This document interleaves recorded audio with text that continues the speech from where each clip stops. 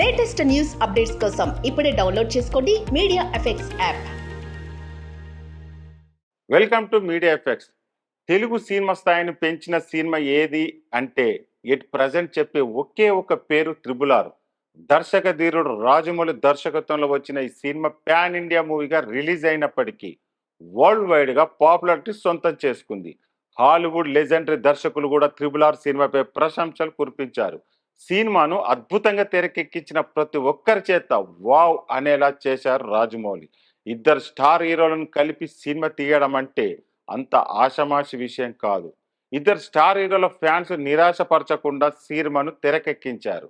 ఈ విషయంలో రాజమౌళి విజయం సాధించారు. ఎన్టీఆర్, కుమార్ భీమ్ గారు, రామ్ చరణ్, అల్లూరి సీతారామస్గా నటించారు. ఇద్దరు హీరోలు అద్భుతంగా నటించి ప్రేక్షకులను మెప్పించారు. ఎన్టీఆర్, రామ్ చరణ్ ఒకరితో ఒకరు పోటీ పడుతూ ప్రేక్షకులను మెప్పించారు. ట్రిపుల్ ఆర్ సినిమాలతో ప్రతి సన్నివేశ సినిమాకు హైలైట్ అని చెప్పాలి. ముఖ్యంగా ఇంటర్వెల్ బ్యాంక్ ప్రేక్షకులకు గూస్ బంప్స్ తెప్పిస్తాయి.